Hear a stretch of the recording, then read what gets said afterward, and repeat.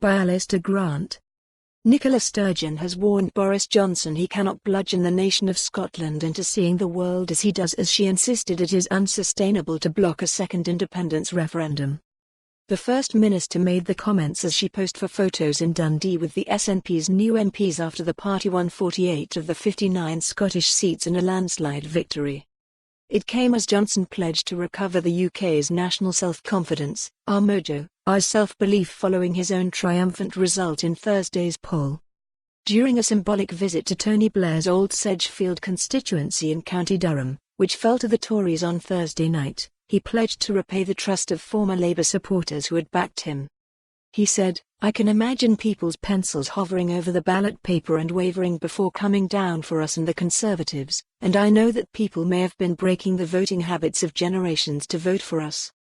And I want the people of the North East to know that we in the Conservative Party, and I, will repay your trust, and everything that we do, everything that I do as your Prime Minister, will be devoted to repaying that trust." The SNP landslide in Scotland and Johnson's majority of 80, the biggest Tory election win for 30 years, have set the UK on course for a mammoth constitutional clash over independence. Sturgeon is expected to formally request the power to hold another referendum in the coming days. There is speculation she will also ask for the power itself to be devolved, so that the UK government can no longer stand in the way of a second vote. The First Minister previously raised the prospect of taking legal action if the Conservatives continued to reject calls for a referendum, insisting the issue has never been tested in court. Downing Street said Johnson made his opposition to a second independence referendum clear during a phone call with Sturgeon on Friday. However, speaking at the V&A Museum in Dundee, Sturgeon said of the conversation, "I wasn't sure how much he'd had a chance to catch up with the Scottish results.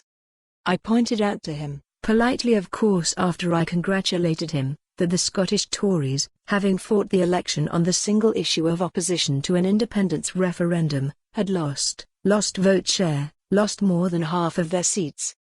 It was a watershed election on Thursday and it's very clear that Scotland wants a different future to the one chosen by much of the rest of the UK.